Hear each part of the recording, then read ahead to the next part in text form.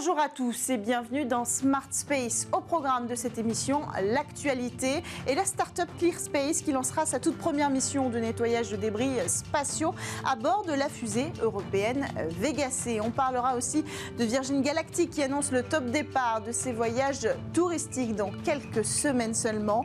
Une étude qui pointe les avantages et ils sont nombreux d'embarquer les femmes dans les missions spatiales. Et puis dans votre Call Actu, on se penchera ensemble sur cette mystérieuse mission militaire chinoise tout juste achevée. Ensuite, ce sera votre Space Talk et on va parler ensemble de vols habités avec en plateau Cédric O, ancien secrétaire d'État chargé au numérique, et Maxime Puteaux, spécialiste du sujet pour Euroconsult. On va revenir ensemble sur ce fameux rapport Révolution Space qui place ce constat sans équivoque de l'Europe en tant que retardataire en matière de vol habité. Voilà pour le programme. On démarre tout de suite avec l'actualité spatiale sur Bismart.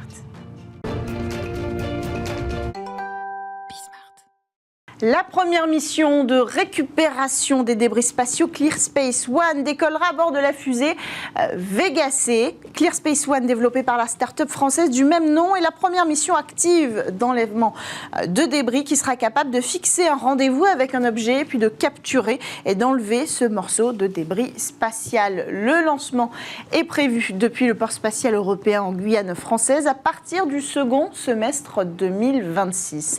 L'opération permettra de récupérer justement l'étage supérieur d'une fusée Vega lancée en 2013. L'objet nommé Vespa pèse 112 kg et il oscille entre 660 et 800 km d'altitude. La forme simple de ce débris permettra de démontrer l'efficacité des technologies embarquées à bord de cette mission, en particulier de son système de pince composé de 4 bras robotiques. Autre actualité, celle de Virgin Galactic qui va enfin relancer ses vols commerciaux dans l'espace. L'entreprise a annoncé cette semaine la reprise de ses vols 2 ans après la réussite de son tout premier vol d'essai. Une mission d'essai, là encore, en tout premier lieu, Unity 25 aura lieu fin mai d'abord. 4 employés embarqueront dans une navette portée par un avion porteur. Ils atteindront ensemble 80 km juste en dessous de la ligne de Carbon, la fameuse limite officielle de l'espace de 100 km. L'équipage flottera tout de même à l'intérieur de sa cabine pendant une dizaine de minutes avant de redescendre sur Terre. Si la mission est réussie, en juin, le premier vol touristique décollera avec à son bord 4 passagers qui ont acheté leur billet pour un peu moins de 300 000 $ chacun. C'est une étude qui le dit, les femmes astronautes sont un atout pour les missions spatiales. Une étude publiée dans la revue Scientific Reports. Les chercheurs ont analysé les effets de la taille du corps sur les besoins en ressources de vie pour les astronautes masculins et féminins. Résultat, les astronautes femmes consomment moins d'eau, moins d'énergie, d'oxygène, produisent moins de chaleur et de dioxyde de carbone que leurs homologues masculins lors des missions spatiales. Et les économies potentielles sont considérables. Par exemple, l'étude a montré que sur une mission de 1080 jours environ, une équipe entièrement féminine de 4 membres nécessiterait 1695 kg de nourriture en moins. Alors ce que ça représente, c'est une économie de plus de 158 millions de $. Les résultats de cette étude suggèrent qu'il pourrait donc y avoir plusieurs avantages opérationnels à choisir des équipes entièrement féminines et en particulier des femmes de petite taille pour les futures missions d'exploration spatiale humaine.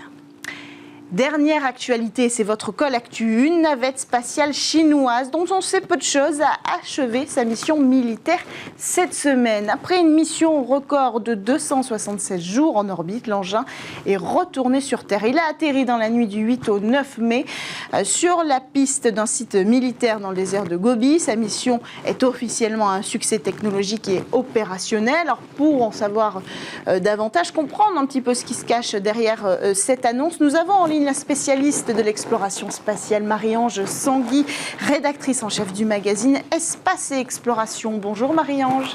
Bonjour Cécilia. Bienvenue dans Smart Space. Alors est-ce qu'on connaît les caractéristiques de cette mission et puis de cet engin qui a atterri cette semaine ? Alors en fait, c'est un engin qui ressemble un peu à une mini-navette. Si on voulait comparer, ça serait un peu comme le X-37B américain, c'est un peu le même principe. Ce sont des petits lifting body, c'est-à-dire c'est assez petit, ça fait une dizaine de mètres de long, hein, c'est vraiment pas grand-chose, mais c'est le même principe et c'est une mini navette qui va tourner, qui va rester sur orbite un certain nombre de jours. Là, c'est 276 pour les Chinois. Le record pour les Américains, c'est 908. Mais il faut savoir que les Chinois sont déjà secrets en temps normal sur leur programme. En général, on sait les choses 24 ou 48 heures avant, voire après même. Là, autant vous dire que, étant donné que ça sert pour à la fois de la science, mais certainement beaucoup de militaires, ils sont encore plus secrets. C'est pour ça qu'on parle de ce mystérieux space plane, parce que ils disent pas grand-chose dessus. Alors vous l'avez dit, il n'était pas annoncé, mais les agences spatiales européennes, internationales, d'ailleurs, l'avaient bien identifié et l'ont suivi de près pendant toute cette mission. Tout à fait. On l'a suivi parce que aujourd'hui, c'est quand même assez compliqué de garder des choses totalement secrètes dans l'espace. On surveille l'espace et on a pu l'observer, entre autres des Américains ont pu voir qu'il avait, durant cette mission de 276 jours, pratiqué des manœuvres d'amarrage ou d'abordage d'un autre objet. Alors on ne sait pas si c'est un objet qu'il a lâché lui-même de sa soute, ou est-ce que c'est quelque chose qui volait dont il s'est rapproché, mais il aurait fait 2 ou 3 manœuvres d'amarrage et voire même s'être amarré complètement. Donc on arrive à le surveiller, à le voir, mais on n'arrive pas à avoir toutes les informations, bien entendu. Ce qui laisse penser effectivement que c'est une réussite technologique. A priori, c'est une réussite technologique. D'abord, il est resté 276 jours en totale autonomie autour de la Terre. On peut imaginer qu'il sera renvoyé, ou un de ses petits frères, vers une mission suivante qui durera peut-être beaucoup plus longtemps, à l'image du X-37B qui a fait 900 jours sur orbite. Donc on peut imaginer que ça va continuer comme ça. Ce sont des moyens de tester des choses, de faire des expériences, peut-être d'analyser, de surveiller un certain nombre de choses. Et a priori, c'est déjà un succès avec 276 jours. Ce type de navette, c'est pour transporter, alors vous l'avez dit, on ne connaît pas précisément les applications, on suppose qu'elles sont en partie militaires. On ne peut pas transporter d'hommes dans une navette pareille. Non, pas du tout. Ce sont vraiment des petites navettes qui sont faites uniquement pour du matériel, pour des expériences, mais absolument pas pour de l'humain. C'est trop petit et ça n'est pas conçu pour. C'est vraiment quelque chose qui n'a pas de partie cabine pressurisée, protectrice pour un humain. D'ailleurs, quand on les voit, ça fait un peu, vous savez, ça fait un peu un drone qui est aveugle. Voilà, c'est un drone spatial qui va très haut puisque c'est aux alentours des 550-600 kilomètres d'altitude et il est totalement aveugle, il n'y a rien de prévu pour les humains. Pour l'instant, ce ne sont que des petites navettes, des mini-navettes de travail scientifique et militaire. Est-ce qu'on a une idée de la suite ? Est-ce qu'on a déjà quelques informations sur une prochaine mission ou est-ce que de toute façon on va rester dans le noir quoi qu'il arrive sur les missions de la Chine ? Alors, sur les missions de ce petit avion-là, de cette petite navette, on est dans le flou complet, voire le noir même complet, le noir spatial, parce que en fait, on saura qu'il aura décollé, soit on le saura au moment où il va décoller, soit après qu'il ait décollé, parce qu'on l'aura repéré, parce qu'on l'aura vu grâce à des satellites, entre autres. On aura repéré le décollage, on aura repéré que quelque chose se met sur orbite et que on le suivra au radar. Voilà. Ce sont des missions, en général, déjà qu'au niveau des Américains, ils en parlent très peu, mais alors autant vous dire qu'au niveau des Chinois, c'est encore plus discret. Comme toutes les missions, mais celle-là est très, très discrète. Merci beaucoup Marie-Ange Sanguy, rédactrice en chef d'Espace et Exploration, d'avoir éclairé notre lanterne sur cette mystérieuse mission militaire chinoise. On enchaîne quant à nous avec le Space Talk sur Bismart. L'Europe ne peut plus ignorer l'urgence de se munir de capacités autonomes. En matière de vol habité, ce n'est plus seulement les experts, journalistes et autres acteurs du secteur qui le disent, mais un groupe d'évaluation indépendante mandaté par l'Agence spatiale européenne elle-même. Alors, je ne vous apprends rien, le résultat de cette consultation, c'est un rapport Révolution Space présenté fin mars. Depuis, le sujet du vol habité sur toutes les lèvres, alors même que pendant ce temps-là, nous regardions passivement décoller puis exploser la fusée Starship outre-Atlantique. Pour en parler, un membre de ce groupe consultatif est avec nous en plateau, Cédric O, ancien secrétaire d'État chargé du numérique et membre du HLAG, pour le dire en français, le groupe consultatif de haut niveau de l'ESA. Bonjour. Bonjour. Bienvenue sur le plateau de Smart Space. À vos côtés, un spécialiste aussi du sujet, Maxime Puteaux, spécialiste du sujet des lanceurs. Bonjour. Chez Euroconsult. Bienvenue Maxime sur le plateau de Smart Space. Alors Cédrico, vous comptez parmi les 12 experts qui ont rédigé Révolution Space. À vos côtés, il y avait des acteurs du secteur privé, mais aussi d'institutions. On peut citer par exemple Anders Fogh Rasmussen, ancien secrétaire général de l'OTAN. Dans ce rapport, vous avez ensemble dressé un constat qui rappelle clairement que si nous en sommes là aujourd'hui, c'est-à-dire en déficit de souveraineté, clairement en matière de vol habité, c'est parce que l'Europe l'a décidé. Précisément. Alors, je peux citer le rapport qui dit « L'Europe a décidé de ne pas investir dans le leadership », et les mots sont assez forts, et l'autonomie en matière de vol habité. Comment vous l'expliquez avec ce nouveau regard que vous avez pu acquérir en faisant ce rapport ? Alors, d'abord, la situation qu'on connaît aujourd'hui dans le spatial est assez différente de, on va dire, l'environnement qu'il y avait il y a 10 ou 20 ans au moment où ces décisions ont été prises. Donc, il ne faut pas juger les décisions d'il y a 20 ans au regard de ce qui se passe aujourd'hui. Ce qui est certain, c'est que en 20 ans, les choses ont beaucoup changé. L'Europe a pris la décision à un moment, il y a quelques années, de ne pas être présente dans l'exploration spatiale. Alors, il y a eu beaucoup de transformations depuis. Il y a eu une baisse drastique de combien ça coûte pour aller dans l'espace. Pour donner un chiffre, la Station spatiale internationale a coûté entre 100 et 150 milliards d'euros. Et les projets américains notamment qui sont sur la table pour lui succéder en 2030, c'est autour de 3, même si c'est dérision, 4-5 milliards d'euros. Donc on est vraiment dans une diminution des coûts qui va créer un énorme marché dans le spatial. Et il y a aujourd'hui une énorme compétition internationale pour l'accès à l'espace qui change les choses. Donc, il y a quelques années, le spatial apparaissait comme quelque chose de très cher et pas forcément indispensable, ce qui a conduit à ces décisions européennes. Aujourd'hui, ce que dit le rapport, c'est que le changement du paysage spatial doit conduire l'Europe à se reposer la question. Qui est un constat pas surprenant, je le disais en introduction, mais pour les experts du sujet, on attendait peut-être que ces mots soient posés. On sort de la phase de tabou et de déni où le vol habité était un gros mot dans le spatial, et on commence à se rendre compte qu'on ne peut plus ignorer le sujet et qu'on a vocation probablement à l'embrasser davantage. Oui. Alors Cédrico, en tant qu'ancien secrétaire d'État chargé du numérique, quel a été votre regard sur cette décision ? Finalement, ce non-choix de l'ESA, ou plutôt ce choix assumé de ne pas prendre cette décision, cette direction du vol habité, est-ce que c'est une situation qui a sa comparaison dans le secteur de la tech ou du numérique ? Quelle a été votre approche avec ce background-là ? Alors, pour parler de mon approche, on en parlait avant d'entrer sur le plateau. Moi, je ne suis pas arrivé dans le groupe en me disant il faut absolument aller dans l'espace. Et d'une certaine manière, c'est vrai, quand on est dans les positions de décision aux décideurs publics, chaque secteur, que ce soit les biotechnologies, le quantique, le numérique, le nucléaire, l'énergie, les énergies vertes, va toujours venir vous dire il faut absolument investir énormément dans mon secteur, c'est décisif. Et donc votre choix en tant que décideur politique, c'est pas de savoir si vous avez envie d'aller faire du vol habité, c'est de savoir si vous choisissiez plutôt d'investir dans l'intelligence artificielle ou dans le nucléaire plutôt que dans le vol habité. Et si je regarde les décisions qui ont été prises par mes prédécesseurs de manière assez large, je pense que je peux les comprendre au regard de ce qui se passait à l'époque. L'Europe a moins d'argent de manière générale à investir dans l'innovation que les États-Unis pour des raisons de choix collectifs. Et à l'époque, ces choix étaient plutôt rationnels. Je pense que ce que je disais tout à l'heure, c'est que les choses ont changé. Et les choix n'ont pas vocation à être définitifs. Et il me semble assez urgent qu'on revienne sur ces choix. Et ce moment charnière, il a une comparaison dans un autre secteur ? Ce besoin de souveraineté, ce besoin de prendre le virage parce qu'on est en retard et qu'il faut aussi... L'aviation ? L'aviation, je veux dire, la construction du groupe Airbus est quand même assez intéressante et vient à un moment donné où l'industrie américaine s'est consolidée, Boeing devenait de plus en plus gros et les industriels européens ont décidé de se mettre en commun. Même l'histoire d'Ariane aussi est une réaction. Ce qui est intéressant, c'est qu'à chaque fois l'Europe est plutôt en réaction et s'organise et décide d'aller de l'avant.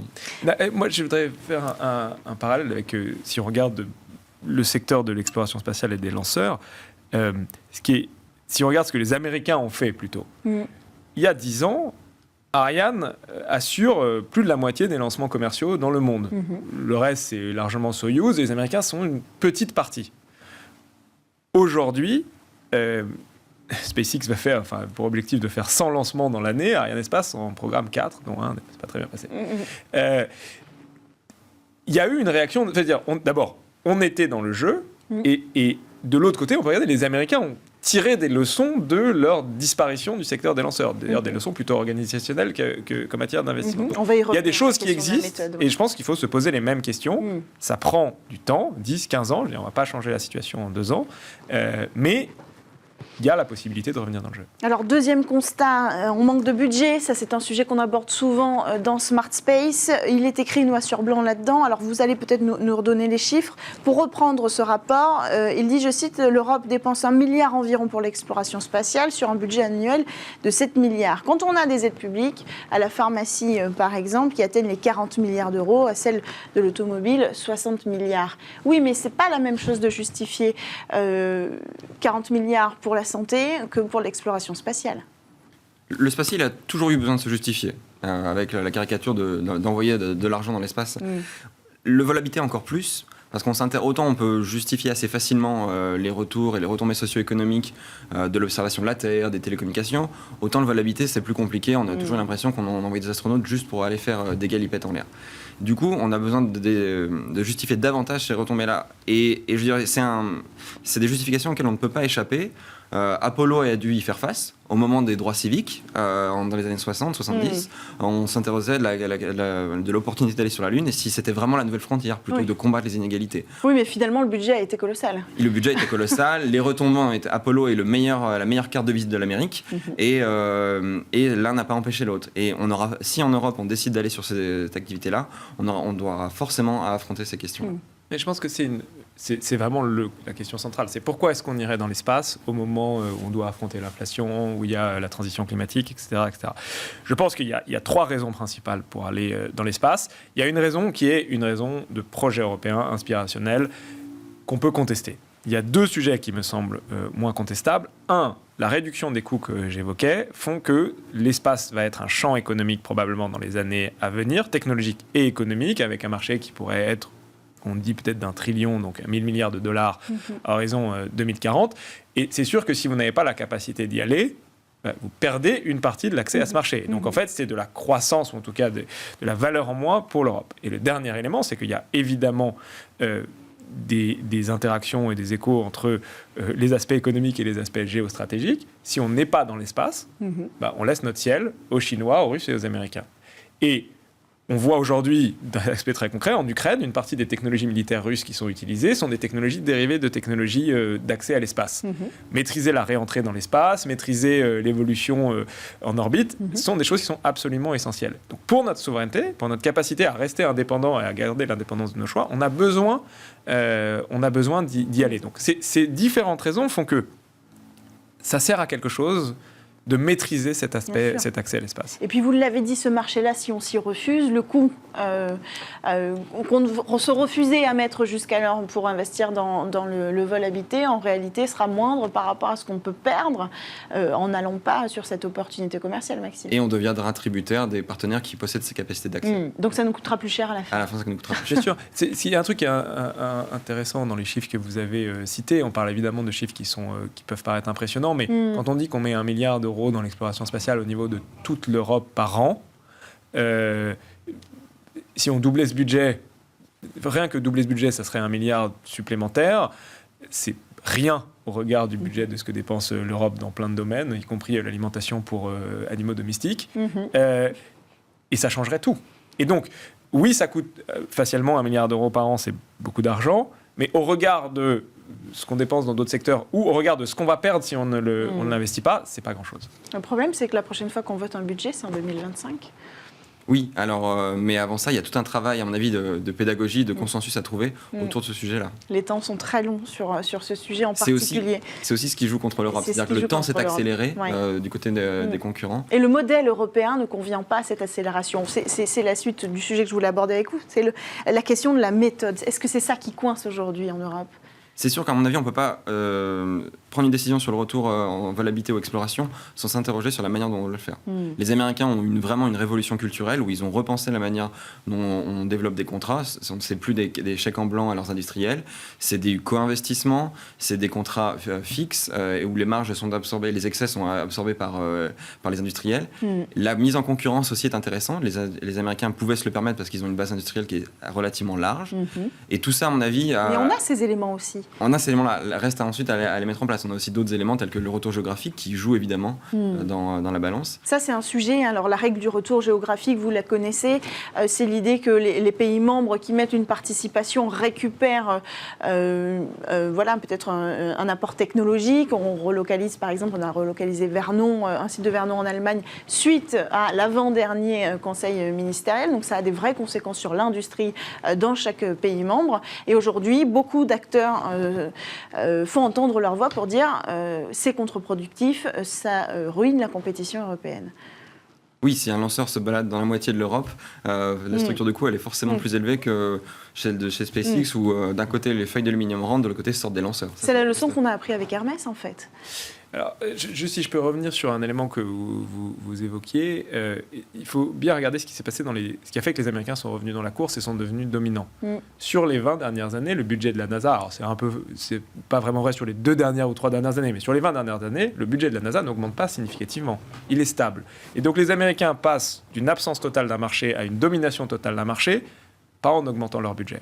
Donc, il faut probablement que l'Europe dépense plus, mais ce n'est pas le facteur le plus important. Le facteur le plus important, c'est que les Américains, comme Maxime le disait, transforment la manière dont ils contractualisent leur rapport au secteur privé et font émerger une nouvelle génération de SpaceX, Blue Origin, qui sont beaucoup, beaucoup plus efficaces que les acteurs américains en place et que les acteurs européens en place. Donc, c'est ça qu'on doit faire pour revenir dans le jeu. La question du retour géographique, qui est un peu le sujet chiffon rouge dans l'Europe spatiale, alors je vais donner mon avis personnel, c'est que il est évident que c'est totalement anti-industriel d'avoir cette approche de retour géographique et on ne peut pas prétendre être compétitif en contraignant les industriels sur les gens avec qui ils doivent contractualiser et les prix auxquels ils doivent les payer. Mais je pense que ce n'est pas l'essentiel du sujet. Je pense que si on supprimait le retour géographique du spatial européen, on améliorerait les coûts de peut-être 20%, 30%. Le sujet, c'est que SpaceX a divisé les coûts par 10 et va les rediviser par 10 avec Starship. Donc, ça ne suffit largement pas. Oui, il faut le faire, il faut le discuter avec nos partenaires, mais c'est vraiment pas le sujet. Ça ne suffira largement pas à permettre aux industriels de revenir dans la course. Il faut plus de compétition, il faut faire émerger de nouveaux acteurs, il faut que l'Europe et les agences spatiales se positionnent comme des acheteurs et plus comme des développeurs ou des chefs de projet. Et ça, c'est la vraie révolution culturelle qu'il faut faire. Est-ce qu'on est prêt à la faire ? Est-ce que l'Agence spatiale européenne est prête à la faire ? Comment a été reçu d'abord ce rapport ? Alors, je pense que... Ce qui est le bon côté de la situation compliquée dans laquelle on est dans une situation qui, il faut le dire, est une situation de crise en matière de lanceurs. Hein. On a en plus la situation européenne, le contexte n'aide pas. C'est-à-dire qu'on a le lanceur Ariane 6 qui est en retard. Vega qui a raté le coche. Ariane 5 qui va arrêter. On va avoir un vide de lanceurs. Je pense que pour tout le monde reconnaît qu'on est en situation de crise. Et donc, ces situations permettent... malheureusement ou heureusement, d'avoir une prise de conscience qui fait qu'on sait qu'on ne peut pas continuer à faire les choses. Mais c'est là qu'on a une émergence des États aussi. Individuellement, on a la France, par exemple, avec France 2030, qui met plus d'argent qu'avant sur ces sujets-là pour faire émerger les acteurs dont vous parliez. Donc c'est peut-être comme ça que va se jouer cette nouvelle dynamique. C'est-à-dire que si on fait la décision de mettre fin au retour géographique, il faudra en assumer les conséquences. Il va y avoir une réorganisation, il y aura probablement de la casse à l'emploi parce qu'on ira plus sur une logique d'efficacité, une redistribution, et en effet davantage de compétition puisqu'on va retourner à un fonctionnement où les États vont chacun défendre leur poulain. À la fin, se pose la question de la taille du marché européen et de la capacité de tous ces acteurs à trouver des clients. Et je dirais c'est finalement un peu comme ce qui s'est passé aux États-Unis, c'est-à-dire que dans tous ces contextes de compétition, il y a eu des gagnants, SpaceX, mais il y a aussi des perdants et des gens qui ne sont plus là. Mais c'est aussi c'est le prix finalement de la compétition et de l'innovation. Je pense que tout le monde est d'accord pour dire qu'il faut changer des choses. Ça sera des changements douloureux, hein, il faut pas se le cacher.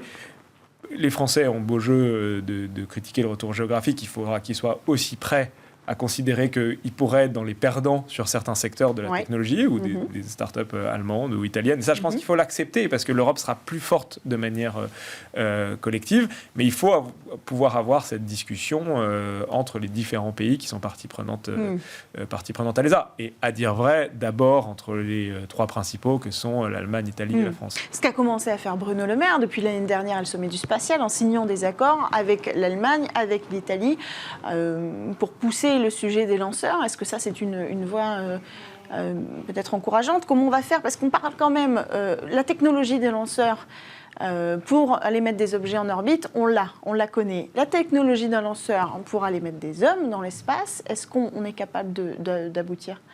On maîtrise probablement les briques technologiques, ici et là, mais elles gagnent déjà à être, à mon avis, qualifiées pour le vol habité et intégrées. Et ça, c'est pas une mince affaire. Il y a des initiatives qui sont soutenues par les agences, des programmes de recherche, mais il y a aussi des initiatives privées, de capsules de retour, d'envoi et de retour pour le cargo, peut-être un jour du vol habité. Et ça aussi, ça peut être une Exploration Company, par exemple. Et ça peut être des pistes intéressantes où des nouveaux entrants se proposent finalement d'un peu de changer la donne et de réduire les coûts. Et là où les acteurs traditionnels avaient plutôt tendance à s'inscrire dans le sillage des programmes des agences. Mais il faut que ces nouveaux entrants aient les reins solides financièrement. Mais ils auront les reins solides financièrement et trouveront des investisseurs. The Exploration Company est un très bon exemple. On a vu en Allemagne, ESA Aerospace a aussi levé beaucoup d'argent.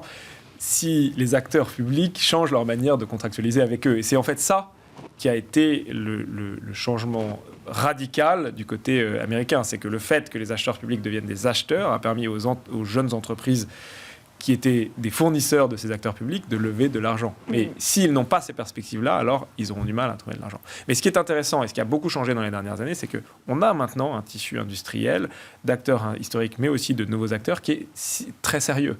Et qui donc pourra, moi j'en suis persuadé, si on met les bonnes procédures en place, faire émerger des acteurs majeurs industriels dans les 10 à 15 ans à venir. Mais ça prendra 10 à 15 ans et il faut le préparer dès maintenant. Est-ce que ce ne sera pas trop tard ? Pas forcément. L'Europe vise dans son propre temps. Il y a la concurrence évidemment externe, mais je pense qu'il y a une fenêtre d'opportunité qui n'a pas loupé. Il faut y aller quand même. Exactement, quoi. oui. Moi, je suis persuadé que c'est pas trop tard. On a largement la capacité technologique et la capacité entrepreneuriale de revenir dans le. C'est qu'une question d'organisation. SpaceX a mis 10 ans ou même 15 ans, 20 ans à venir dans le jeu. On peut le faire. On peut sauter des pas technologiques. Peut-être qu'il faut essayer d'aller faire des moteurs qui sont réutilisables pas 50 fois, mais 5000 fois. On a des chercheurs, des ingénieurs, des entrepreneurs extraordinaires. Il faut juste leur créer l'environnement qui font qu'ils pourront le faire. Avant de conclure, que va devenir ce comité consultatif? Vous en faites encore partie aujourd'hui? Alors là, maintenant, on a passé le ballon, on va dire. L'objectif, c'est qu'il y ait des décisions, en tout cas de premières décisions, qui soient prises au sommet de Séville. Donc il y a un sommet spatial européen à la fin de l'année. Nous, notre rôle, c'était de dire ce qu'on en pensait et d'inviter l'ESA à décliner nos recommandations. Maintenant, il est plutôt fini. On a un rôle pour essayer de faire vivre ce rapport et de continuer à pousser à la convergence européenne, on va dire. Merci à tous les deux d'avoir pris le temps de venir échanger sur ce sujet crucial du vol habité, l'autonomie européenne en matière de vol habité. Merci Cédric. Merci Maxime Puteaux. Merci à tous de nous avoir suivis. On se retrouve dès la semaine prochaine sur Bismart.